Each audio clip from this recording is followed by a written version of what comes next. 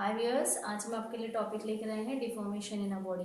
Deformation के बारे में जब मैं बताऊंगी तो उसके आगे हम स्ट्रेस और स्ट्रेन के बारे में पढ़ेंगे। हम यहाँ पे विकृति की बात कर रहे हैं और जो हम फोर्स उस पर लगा रहे हैं, जो बल लगा रहे हैं, प्रतिबल लग रहा है, उसके बारे में बात करेंगे आज। तो सबसे पहले जो डिफॉर्मेशन है, डिफॉर्मेशन एग्जैक्टली इसका मतलब अगर हम देखें तो इसका मतलब ये होता है कि जब हम बॉडी पे किसी भी ऑब्जेक्ट पे, किसी भी वस्तु पर अगर हम फोर्स लगाते हैं तो हमारी बॉडी क्या हो जाती है, अपनी शेप से, लेंथ से या वॉल्यूम से वो थोड़ा सा चेंज हो जाती है। तो ये जो हमारे पास है वो कहलाता है डिफॉर्मेशन। तो डिफॉर्मेशन में हमारे तीन तरह से डिफॉर्मेशन कर सकते हैं। तीन तरह से डिफॉर्मेशन हो जाएगा। पहला हमारा लेंथ के थ्रू हो जाएगा। लेंथ में मतलब हमने कैसे लिया, हमने एक वायर लिया, बांध दिया उसको, ये हमारे पास वायर है। और वायर जो है यदि हम इस पे यहाँ पे फोर्स लगा देते हैं, मतलब हमने यहाँ पे क्या रख दिया, वजन लगा दिया, तो क्या होगा, वायर खींचेगा। तो इसकी लेंथ क्या होगी, अगर एल क्या पहले थी तो एल प्लस कुछ L1 हो जाएगी, इस तरह से हो जाएगी, क्योंकि ये लेंथ वायर की बढ़ जाएगी। तो यहाँ जो हमें विकृति मिलेगी वो क्या कहलाएगा, हमारे पास लेंथ के सापेक्ष उसका हमें डिफॉर्मेशन मिल जाएगा विथ रिस्पेक्ट टू लेंथ। अब दूसरी चीज, यदि हम कह रहे हैं कि हमने कोई ऑब्जेक्ट लिया है, दूसरा हमने कह दिया इसका वॉल्यूम के रिस्पेक्ट में। वॉल्यूम के रिस्पेक्ट में मतलब हमारे पास क्या है कि अगर हमने कोई बॉडी ले ली, ये हमने बॉडी ले ली और हमने सारी तरफ से, सारे के सारे डायरेक्शन से इस पे हमने क्या किया, फोर्स अप्लाई कर दिया, तो क्या होगा, इसका वॉल्यूम जी ये सिकुड़ के क्या हो जाएगा, कंप्रेस हो जाएगा, छोटा हो जाएगा। तो यहाँ पर हमारे पास क्या है, इसका शेप तो रहेगा वैसे का वैसे, लेकिन उसका वॉल्यूम बदल जाएगा। तो ये दूसरी तरह का है। तीसरा हमारा है शेप के रिस्पेक्ट में। शेप के रिस्पेक्ट में मतलब हम बात करते हैं कि यदि हमारे पास कोई मटेरियल हमने लिया है, उसमें हम एक ही डायरेक्शन पे, एक ही पर्टिकुलर पॉइंट पे हम फोर्स लगा दें। जैसे हमने मान लो ये क्यूबिक मटेरियल ले लिया, अब हम क्या कर रहे हैं कि फोर्स हमने इस पहले वाले फ्रंट फेस पे लगाया। अब फ्रंट फेस पे लगाएंगे तो क्या होगा, ये जो होगा वो शिफ्ट होके थोड़ा सा इधर आ जाएगा, ये ऐसे रहेगा, और ये थोड़ा सा शिफ्ट होके क्या हो जाएगा, आपका इस तरह का शेप ले लेगा, ये यहाँ से ऐसा शेप आ जाएगा। तो सिर्फ एक ही फेस शिफ्ट हुआ है, तो इससे क्या होगा, आपकी वॉल्यूम सेम रहेगा, इसका एरिया सेम रहेगा, लेंथ सेम रहेगी, पर क्या होगा, शेप में चेंज आ जाएगा। तो ये तीन तरह का हमारे पास क्या हो जाएगा, डिफॉर्मेशन। तीन तरह के हमारे पास फोर्स लगा देंगे जिससे हमें तीन तरह का डिफॉर्मेशन मिल जाएगा। अब एग्जैक्टली ये डिफॉर्म्ड बॉडी क्या होती है ये हमें पता है। जो फोर्स अभी तक हमने लगाया है जिससे बॉडी का शेप, वॉल्यूम या लेंथ बदल रहा है, तो वो हमारा कहलाता है डिफॉर्मेशन फोर्स। डिफॉर्मेशन फोर्स कहला रहा है। और ये जो हमारे पास डिफॉर्मेशन फोर्स है, इसी से हम अपने मटेरियल की इलास्टिक प्रॉपर्टी को कैलकुलेट कर सकते हैं, या हम इसको इलास्टिक प्रॉपर्टी को पता लगा सकते हैं। जो इलास्टिक प्रॉपर्टी अब क्या होता है कि जैसे हमने ये फोर्स लगाया, जैसे मैंने लेंथ का कहा, वॉल्यूम का कहा और शेप का कहा, ये मैंने क्या किया, डिफॉर्मेशन फोर्स लगाया। अब डिफॉर्मेशन फोर्स जो मैंने लगाया था, अगर मान लो आपके पास कोई बॉडी है जिसपे आपके पास ये हमने वायर ले लिया, जैसे ये वायर लिया है, वायर पे हमने वेट लगा दिया। अब ये वायर क्या हो गया, पहले इसकी लेंथ एल थी, अब बढ़ के क्या हो जाएगी, हमारे पास जो वायर है वो कहाँ चला जाएगा, इस तरह से हमारे पास वायर की लेंथ बढ़ जाएगी। तो वायर की लेंथ हमारी कितनी हो जाएगी, एल प्लस एल1। अगर इतनी दूरी हमारी जो बढ़ रही है वो एल1 है, तो एल प्लस एल1 हो जाएगा। अब मैं इस वेट को, ये कैसे हुआ, जब हमने डिफॉर्मेशन फोर्स लगाया। अब हमने क्या किया, डिफॉर्मेशन फोर्स के बाद हमने क्या किया, इससे हमने ये फोर्स को हटा दिया, रिमूव कर दिया फोर्स को। अब फोर्स रिमूव हो गया तो क्या हो जाएगा, ये वापस अपनी जगह पे जाएगा, अपनी ओरिजिनल पोजीशन को लेने की कोशिश करेगा। तो यहां से जब ये ऊपर की तरफ वापस जाएगा तो इसमें क्या हो जाएगा, लेंथ जो एल प्लस एल1 था उसमें एल1 माइनस हो जाएगा, तो वापस अपनी पोजीशन पे पहुंच के ये एल हो जाएगा। तो जो फोर्स हम यहाँ पे लगा रहे हैं वो डिफॉर्मेशन फोर्स है, और जो रिमूव करते हैं फोर्स को, तो ये अपनी क्या होता है, ये वापस अपनी पोजीशन पे जाएगा। तो ये इलास्टिक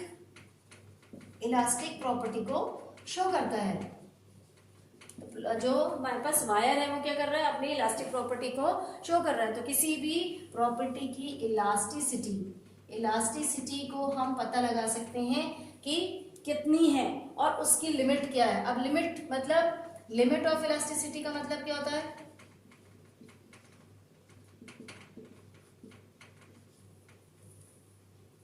लिमिट ऑफ इलास्टिसिटी का मतलब हमारे पास क्या है कि अगर हम इसमें फोर्स लगा रहे हैं, ये फोर्स अगर हम बढ़ाते जाए, ये हम वेट अगर वजन जो वायर पे हमने बांधा हुआ है वो बढ़ाते जाए, तो एक पॉइंट ऐसा आएगा कि वजन हटाने के बाद हमारे पास ये जो वापस अपनी पोजीशन पर नहीं आएगा, वजन हटाने के बाद जो हमारे पास वायर है वो अपनी लेंथ पे वापस नहीं आएगा, मतलब वो क्या हो जाएगा, डिफॉर्म हो जाएगा। और डिफॉर्म कब होगा, जब उसकी इलास्टिक की लिमिट खत्म हो जाएगी, इलास्टिसिटी की लिमिट खत्म हो जाएगी, तो वो अपनी ओरिजिनल पोजीशन पे वापस नहीं आ पाएगा। तो जो फोर्स वापस हमारा लगता है, जो फोर्स हमारे पास यहाँ पे वापस लग रहा है, वो हमारा कहलाता है रीस्टोरिंग फोर्स। रीस्टोरिंग फोर्स क्या है हमारे पास, रीस्टोरिंग फोर्स वो फोर्स है जिससे मटेरियल अपनी इलास्टिसिटी को बरकरार रखते हुए वापस अपनी पोजीशन पे जाने की कोशिश करता है और अपनी ओरिजिनल पोजीशन को ले लेता है। तो ऐसी मटेरियल जो अपना ओरिजिनल पोजीशन ले लेता है वो कहलाता है इलास्टिक मटेरियल, और जो फोर्स लगाने के बाद डिफॉर्म हो जाता है, मतलब अपनी इलास्टिक लिमिट को क्रॉस करके चला जाता है, वो कहलाता है हमारे पास प्लास्टिक मटेरियल।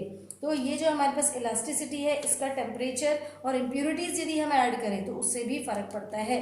तो इलास्टिसिटी हमारे पास क्या है मटेरियल की, इलास्टिसिटी जो हमारे पास मटेरियल की है वो जब हम टेम्परेचर इंक्रीज करेंगे तो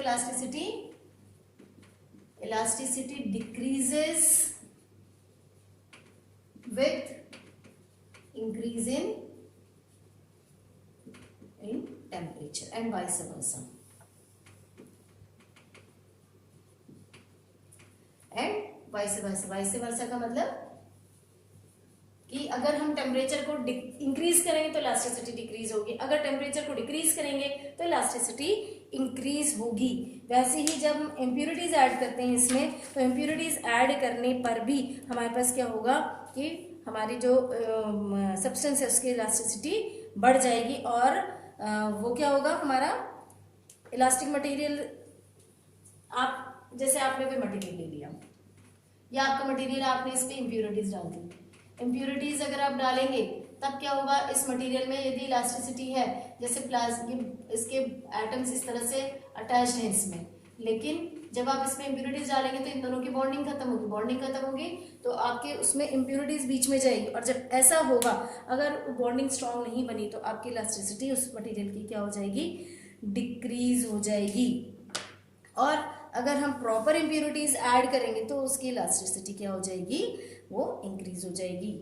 इस तरह से हमारे पास इम्प्यूरिटी ऐड करने पे पता चल जाएगा। जब इम्प्यूरिटीज आप इसके फेवर का ऐड करेंगे तो उसकी इलास्टिसिटी बढ़ जाएगी, और यदि इसके ऑपोज में ऐड करेंगे, मतलब इसके विपरीत ऐड करेंगे, तो उसकी इलास्टिसिटी क्या हो जाएगी, डिक्रीज हो जाएगी, क्योंकि उसकी बॉन्डिंग वीक हो जाएगी। तो ये हमारे पास इम्प्यूरिटीज ऐड करने पर भी फर्क पड़ता है। तो लोड एक्सटेंशन ग्राफ से हम इसको थोड़ा सा समझ लेते हैं। हम क्या करते हैं, लोड लगाते हैं वायर पे, और उस पर कितना लोड बढ़ते जा रहा है और उसकी लेंथ कितनी इंक्रीज हो रही है, उसके हिसाब से हम इस डिफॉर्मेशन को इजीली समझ सकते हैं। तो हम इसको समझ लेते हैं।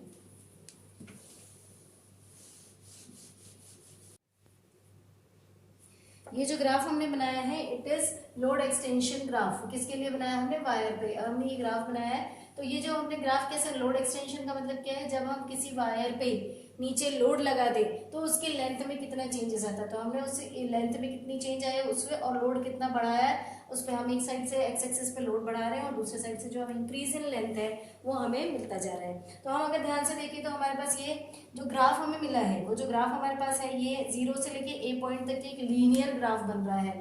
लीनियर ग्राफ का मतलब ये है कि हमारे पास जो लीनियरिटी है, कैसे हो रहा है, जैसे जैसे लोड बढ़ रहा है वैसे वैसे लेंथ में इंक्रीमेंट हो रहा है। मतलब यहाँ पर हमारे पास कौन सा रीजन आएगा, हुक्स रीजन का मतलब क्या है कि यहाँ पे हुक्स लॉ फॉलो हो रहा है, हुक्स लॉ को ये फॉलो कर रहा है। हुक्स लॉ जो है वो हमारा यहाँ पर फॉलो हो रहा है। हुक्स लॉ का मतलब क्या है, स्ट्रेन जो है या स्ट्रेस जो है, अगर हमने किसी पे स्ट्रेन लगाया है तो जो स्ट्रेन है it is directly proportional to stress. तो जितनी स्ट्रेस हमने लगाया है उतना हमें स्ट्रेन मिल जाता है। Stress is directly proportional to strain, ऐसा हुक्स लॉ हमें बताता है। तो ये हुक्स लॉ के अकॉर्डिंगली अगर हम ये ग्राफ देखें, कहाँ से कहाँ तक के, जीरो से लेके ए पॉइंट तक, ओ से लेके ए पॉइंट तक के यदि हम देखें तो ये लीनियर ग्राफ मिल रहा है। मतलब जितना जितना वेरिएशन हमें मिलेगा, वेरिएशन हम लोड में करेंगे, उतना उतना वेरिएशन हमें हर बार कांस्टेंट ही मिलता जाएगा। जैसे अगर हमने आगे बढ़े 1 पे चले, अगर हमने वेट यहाँ पे 1 न्यूटन लगा दिया, तो यहाँ पे अगर इंक्रीमेंट 1 सेंटीमीटर का होता है तो फिर सेकंड में जाएंगे तो यहाँ पर भी 1 एक लोड और बढ़ाएंगे, 2 न्यूटन लगा तो 2 सेंटीमीटर। मीन्स जो चेंजेस आएंगे दोनों के बीच में वो क्या होंगे, लीनियर होंगे। ये हमारा कहलाएगा लीनियर लिमिट या हुक्स रीजन। अब अगर हम ए पॉइंट के आगे चले, मीन्स अगर हम लोड बढ़ाते हैं, इस पॉइंट से आगे बढ़ेगा तो क्या होगा, जो लीनियरिटी है उसकी वो खत्म हो जाएगी। लीनियरिटी खत्म हो जाएगी मतलब ये क्या होगा, अब एलोंगेटेड होना शुरू हो जाएगा। मतलब ये जो वायर है वो खींचना शुरू हो जाएगा, ज़्यादा खींचेगा, जिससे क्या होगा कि हमारे पास जो लोड बढ़ने से जो इसकी इलास्टिक रीजन है वो क्या होगा, उसका हमें पता चलेगा। ये हमारे यहाँ से यहाँ तक कि इलास्टिक रीजन पता चलेगा, क्योंकि यहाँ पर बी पॉइंट हमारा इलास्टिक रीजन, हमने क्या बोला, ओ से लेके बी तक के हमारा इलास्टिक रीजन है। क्यों बोला कि अगर हम इस बी पॉइंट पे भी यदि लोड को रिलीज कर देते हैं, मतलब लोड हटा देते हैं, तो हमारा बी पॉइंट से वापस मटेरियल अपने ओरिजिनल पोजीशन पे जा सकता है। तो ये हमारा है क्या है, इलास्टिक रीजन है। इस रीजन पे अगर हम काम करें, लोड लगाते रहे इतने रीजन तक तब तो वो मटेरियल ठीक रहेगा, लेकिन जैसे बी रीजन से आगे जाएंगे तो मटेरियल का क्या हो जाएगा, डीफॉर्मेशन हो जाएगा। यहाँ पे डीफॉर्मेशन का मतलब ये है कि यदि उसकी लंबाई बी पॉइंट के बाद आगे बढ़ जाती है तो वहां पे कौन सा रीजन आ जाता है, प्लास्टिक रीजन आ जाता है। प्लास्टिक रीजन का मतलब ये है कि हमारे पास जो मटेरियल है उसकी लेंथ अगर वेट हटा भी दे तो वो वापस ओरिजिनल शेप पर या ओरिजिनल लेंथ में नहीं आएगी। ऐसा हमारे पास प्लास्टिक रीजन का कॉन्सेप्ट है। तो जो हमारे पास बीसी पॉइंट है, बीसी एरिया है, उसमें कर्व देखिए आप, इस तरह से कर्व बनाए कि इसमें जो हमारे पास लोड के वेरिएशन के साथ इंक्रीज इन लेंथ है वो लीनियर बिल्कुल भी नहीं है, और जो रीजन हमें बी से सी के बीच में मिलेगा वो हमारे उस मटेरियल का प्लास्टिक रीजन होगा। लेकिन यदि हम सी पॉइंट से आगे हम और लोड बढ़ा दें, अगर सी पॉइंट के आगे हम और लोड बढ़ा दें तो ये हमारा यील्ड पॉइंट कहलाता है। यील्ड पॉइंट सी हमारा क्यों कहलाएगा, क्योंकि इससे जैसे ही लोड आगे बढ़ेगा आपका जो मटेरियल है वो टूट जाएगा, वो ब्रेक हो जाएगा। तो आपके पास सी पॉइंट से यदि आप ज़्यादा और लोड बढ़ाएंगे इस पॉइंट पे तो आपका यील्ड पॉइंट आपको मिल जाएगा। तो आपका जो मटेरियल है वो इलास्टिक प्लास्टिक दोनों रीजन से क्रॉस होके वो पूरी तरह से टूट जाएगा और डैमेज हो जाएगा।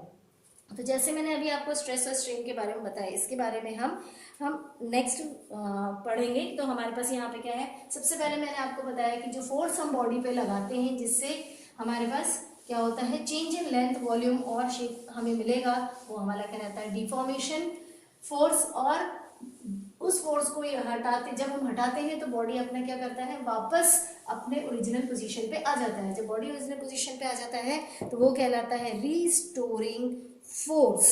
तो हमारा क्या हो जाएगा, रीस्टोरिंग फोर्स। रीस्टोरिंग फोर्स जो होता है it is nearly equal to deformation force. Deformation force जितना हम लगाते हैं उतना ही रीस्टोरिंग फोर्स लगेगा, तभी बॉडी जो है वो ओरिजिनल पोजीशन पे आ पाएगी। तो यहाँ पर हम अगर स्ट्रेस की डेफिनेशन को देखें तो ये रीस्टोरिंग फोर्स, ये जो रीस्टोरिंग फोर्स है जितने पर यूनिट एरिया पे यदि एक्ट करता है तो वो हमारा कहलाता है स्ट्रेस। तो हम इसको डेफिनेशन की फॉर्म में लिख लेते हैं। स्ट्रेस हमारे पास जो है वो क्या है, हमारे पास restoring force per unit area और per unit cross section of a body. तो restoring force per unit area of किसका, per unit area of cross section of a body, per unit area of cross section of a body, cross section of a body. तो सीधे सीधे अगर हम देखें कि stress क्या हुआ, स्ट्रेस अगर हम देख रहे हैं तो हमारे पास क्या है, restoring force means F area, force per unit area, ये हमारे पास क्या है, रीस्टोरिंग फोर्स है। यदि हम अब इसकी यूनिट देखें तो फोर्स हम क्या बोलते हैं, इसकी यूनिट अगर हम चलें तो force is measured in newton and area metre square. तो स्ट्रेस हमारे पास क्या हो गया, फोर्स पर यूनिट एरिया और इसकी यूनिट हो जाएगी हमारे पास न्यूटन पर मीटर स्क्वायर। अब इसका हम डायमेंशनल फॉर्मूला अगर हम देखना चाहें तो डायमेंशनल फॉर्मूला क्या हो जाएगा आपके पास, इसको आप सॉल्व कर सकते हैं, जो डायमेंशनल फॉर्मूला है उसको आप सॉल्व करके भी निकाल सकते हैं। कैसे सॉल्व करके निकाल सकते हैं वो मैं बता देती हूँ आपको। डायमेंशनल फॉर्मूला जो हमारे पास होता है एमके सीजीएस के फॉर्म में हम लेके चलते हैं, तो हमारे पास जो न्यूटन है, फोर्स है, फोर्स हमारे पास क्या है, force is equal to mass into acceleration upon area. तो मास आप कैसे मेजर करते हो, मास की यूनिट आप किस में लोगे, आप कैपिटल एम से डिनोट करोगे उसको, क्योंकि वो केजी में या ग्राम्स में होगा, तो यहाँ पे आप मास को कैपिटल एम से डिनोट करेंगे। तो आपका पहला तो एम मिल गया, मास से आपका एम मिल गया।